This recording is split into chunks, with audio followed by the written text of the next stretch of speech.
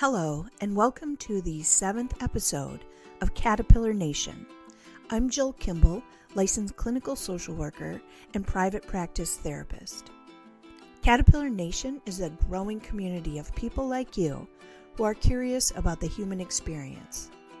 Follow me as we create a safe place to learn about mental health, mental illness, and mental wellness.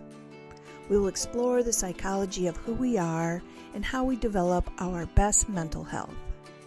Just like caterpillars who transform before becoming butterflies, we are also on a journey towards finding our best self. Stay tuned. On today's podcast, Understanding Anxiety, we will explore where anxiety comes from, how it's really trying to help us, and how to talk to our own anxiety so we can find calm. Anxiety will affect 1 in 3 people at some point in their life. It is the most common form of mental illness, and although it responds really well to treatment, only half of those who suffer from anxiety ever get treatment. My hope is that through exploring anxiety, listeners will come to understand their own anxiety or someone else's anxiety and use this info to find relief or to offer someone else support. So let's talk about anxiety. Anxiety is different from the feeling of being nervous or having a fear because anxiety is irrational fear. So if I'm afraid a barking dog is going to bite me, that's fear, that's worry.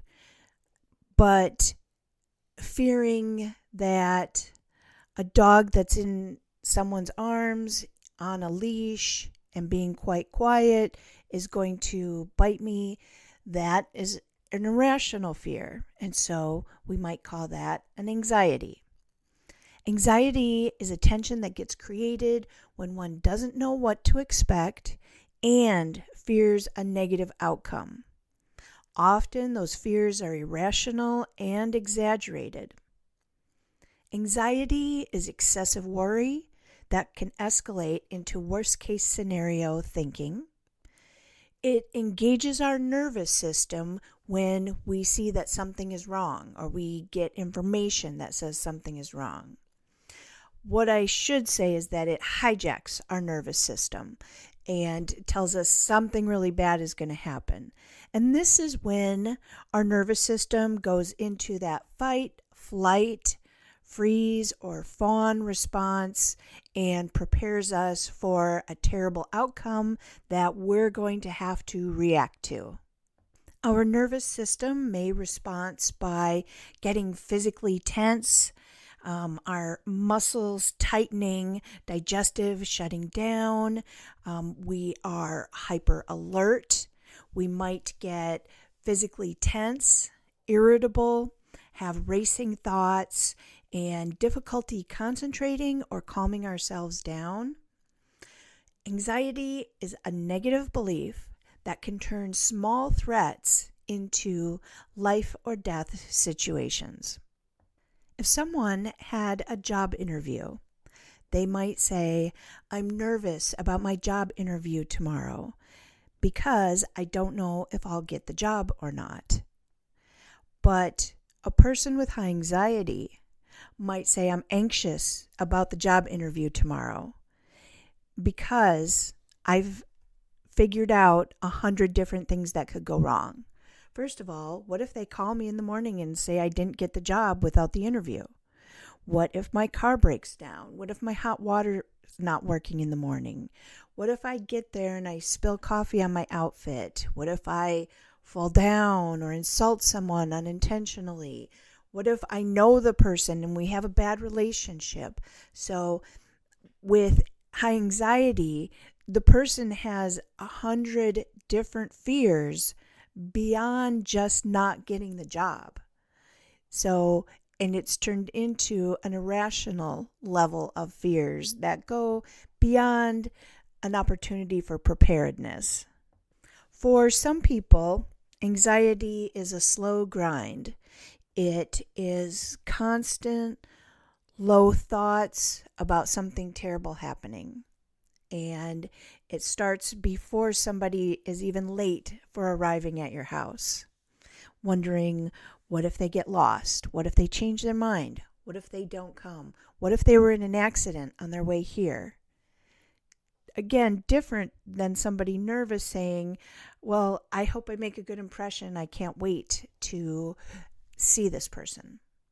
That slow grind of the mind can also be a constant one, where a person is thinking about future social events and worrying being judged and terrible things happening, and it can escalate into having fears about their entire day or about not being able to sleep, and sometimes to the point that a person needs to cancel appointments or not leave their house because their anxiety gets so uncomfortable as their mind considers what kind of doom and tragedy could happen.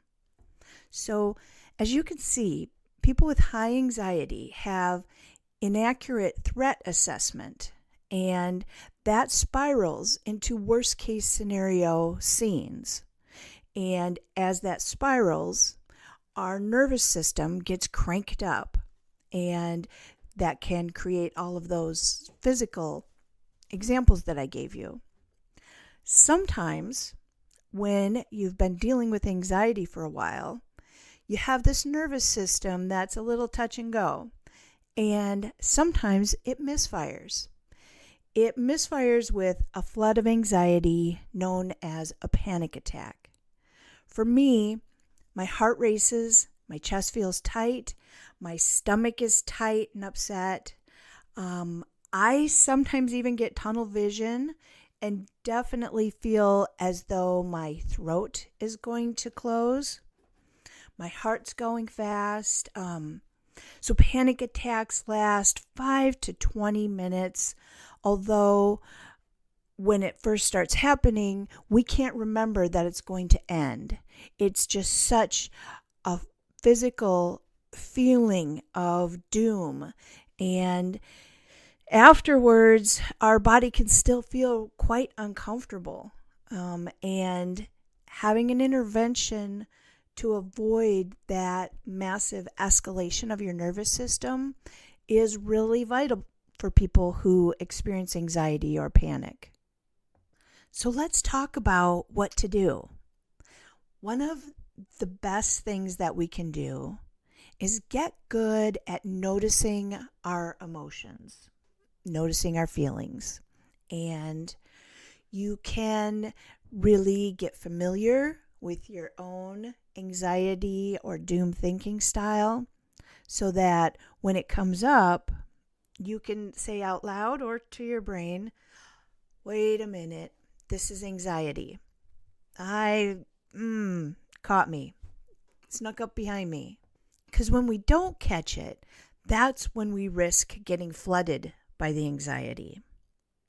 When we can notice it, we can think to ourselves, what are my skills? What is in my personal toolbox that I can use to reduce anxiety when I feel it starting to grow? One of the most important things we can do is just start to slow things down and take a few slow and deep breaths just to get our breathing to slow down so that our thinking can slow down. So I recommend to people that they practice this several times each day, just slowing down and taking some slow breaths just to practice what does calm feel like to me, and measuring how quick we can get there with our breath. I just noticed I said hurry up and relax. But the thing is that deep breathing does help us get back to calm real quick. There are a lot of other tools we'll explore, but we really need to get our breathing back on track. If you practice that slow breathing, you're teaching yourself to easily access calm so that when threat presents itself, you can stop and take a breath. Another activity to do right in the moment is just to try grounding yourself. It might be that you can, sometimes I'll choose a color and it will be find 5 red things in the room. This takes my mind off of everything. All I'm focusing on are the 5 red things. And as I do that, I start to focus on other things and my breathing does slow down. Grounding yourself can happen in other ways. Washing my hands is one, or just running my hands underwater. Pressing my feet into the floor. So if we can practice breathing and grounding on a regular basis, when the sense of threat comes up, we'll be able to more easily calm ourselves. So we would stop, notice our anxiety is activated, take some focused breaths and slow ourselves down so that we can use the ABCDE formula that I described in one of the previous podcasts. And that is A, what's our activating event? B, what's the negative belief we have about that event? C, what emotional consequence did it create for us? And then D, dispute. Dispute the negative belief. What proof do I have that something really terrible is going to happen? Or, so if the activating event is a job interview and my negative belief is something terrible could happen, and C, my emotional consequence is anxiety, D, I can be asking myself, what proof do I have that something bad's going to happen? And are there other outcomes that seem more realistic? For example, I could get the job or I could not get the job. I can survive both of those. And actually, if something terrible happens, which I don't know what that could be, I also know I could handle that too. It's easy to laugh about anxiety when it's not happening, because when it's not happening, often the person can look at the situation and think that level of thinking was not required by the situation, and I can see how I exaggerated my fears. But in the moment, the person may not be able to focus. Their thoughts might be racing all over. Worst case scenario, what do I need to do to get ready for it? That fast heartbeat, the closing throat, perspiring, feeling like your words can't come out. And when that's going, it's really hard to do the step back and take a breath. But this is why meditation and relaxation exercises are so valuable. In most meditation practices, focusing on breathing and calming ourselves with our breathing is one of the goals. And so I highly recommend to my clients dealing with anxiety to work on a meditation practice so that their brain does come to understand the calm feeling, and they learn the skills it takes to more quickly calm themselves and not let themselves go down the rabbit hole of high anxiety.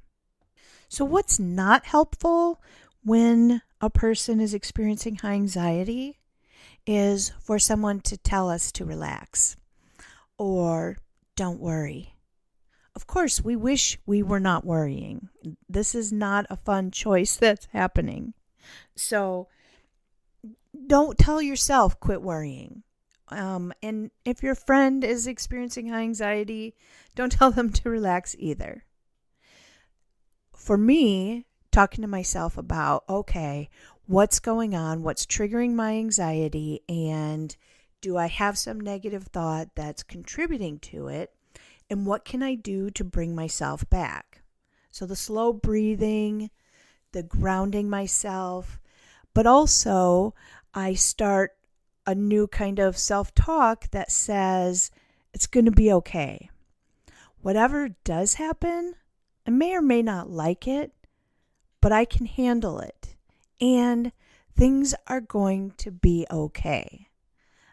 I have times where I tell myself that over and over. And as I'm breathing, I do start to believe it and the anxiety goes down. Many people don't even use the word anxiety. They might say things like, I'm so stressed, or I'm so frustrated or fearful, or I can't stop worrying, or I have too many thoughts in my head. And also what we hear them saying is, and I don't like it. And the don't like it part is how that fear is making them feel. It makes them feel out of control. It can make their body feel like it has electricity in it, easily startled, just waiting for the next really terrible thing to happen. It's exhausting to worry and consider so many outcomes. When children experience high anxiety, it may not look the same as adults. What we might see is extra fussiness, but also rebellion or anger. People with high anxiety can appear controlling because they so much fear a negative outcome that they try to control all the dynamics of the situation so that they can work towards the outcome that feels most comfortable for them. For an outsider, it can look like that person is so controlling, they have to control everything that's going on.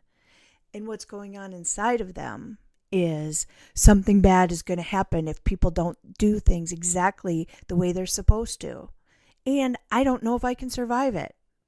For some people, their anxiety becomes so unmanageable that it interferes with the daily functions of their life, whether that is driving or leaving the house or the exhausting struggle of carrying that sense of doom with you.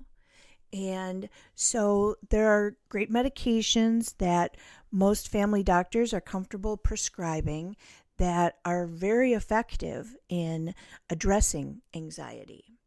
Medication isn't the only way to go, but it is something that should be considered if your anxiety is interfering with the quality of your life.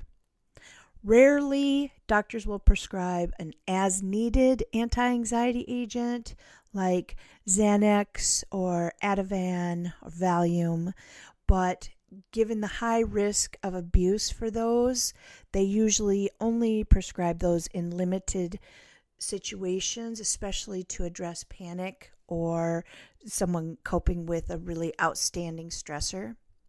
More commonly used are medications such as SSRIs or selective serotonin reuptake inhibitors. And those are things like Prozac, Zoloft, and a whole bunch of them. It's a great category of medication because the side effects are low. Unfortunately, it does take 4 weeks before they feel like they can assess whether or not it's effective. When I've seen people take it, what I notice is in the first week or two, they seem a little different, and sometimes they are getting some improved sleep or improved appetite. Then around 2 to 3 weeks, we start to see a return of a sense of humor. But for the person taking the medication, it may take them a bit before they can acknowledge, wait a minute, I haven't worried today or I haven't cried today. And so it's rough waiting that 4 weeks for the full effect. Using distraction is a great technique for reducing your anxiety because this could be doodling or doing a craft or going for a walk, playing with a fidget, preparing food, reading a book, singing a song, dancing, burn off some of that energy. So having your list that is your go-to stress calmers or your sparks of joy is really great, because the more you know those, the quicker and easier it is for you to say, well, going for a walk when I'm stressed is a go-to, so I should do that. Or maybe I should go get an iced tea, because that always gives me a nice calming feeling. Therapy is very effective in working with anxiety. And this might be teaching you some self-soothing and calming skills. It might be in teaching you healthy distractions to use, but also helping us learn to dispute the negative thinking, or calming down our mind that wants to overgeneralize doom to all situations. And the brain training that goes on in therapy is very effective and helpful for many people in reducing their anxiety. The goal of therapy would be to develop that whole toolbox of increased awareness of what's going on with you, immediately being able to access your breathing, but then starting to question your negative thoughts and, maybe replacing them with some positive affirmations, like, I'm proud of myself for just trying to go to the job interview. It might be finding that distraction or keeping ourselves busy with something else.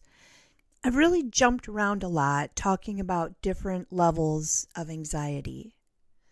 To be certain, it's nerve-wracking to take an exam or do a job interview.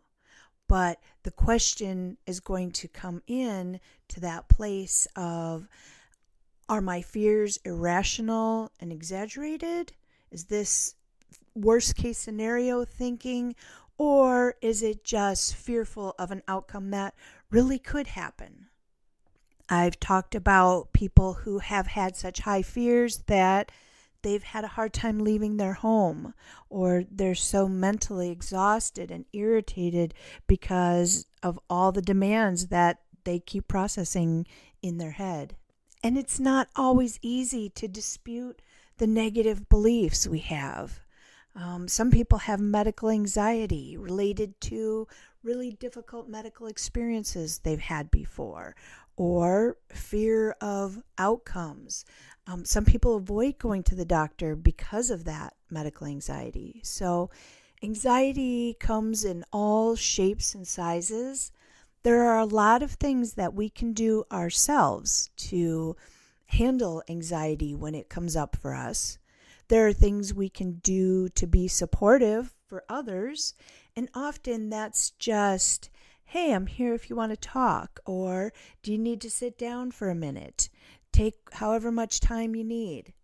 Hopefully you also heard what doesn't work is to tell them to relax or not to worry.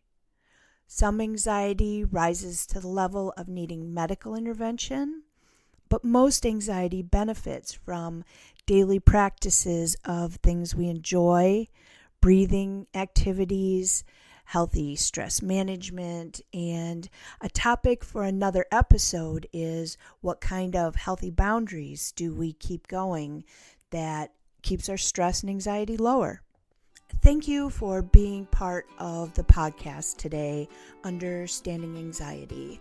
Certainly I have not talked about all topics in anxiety, and this likely will be followed up with another podcast in the future where we might get in more details about different kinds of anxiety. Thank you for being part of Caterpillar Nation. This is Jill Kimball. A podcast can never take the place of professional mental health services. If you're in crisis, please text 988 or call 1-800-273-TALK. Check out my website, caterpillarnation.com, and my Facebook group, Caterpillar Nation 2024. If you like what you heard, please follow, rate, and review, and definitely share this podcast with your friends. Remember, the journey to health begins with knowledge. Stay informed, stay empowered. Until next time, keep learning and growing. Take care.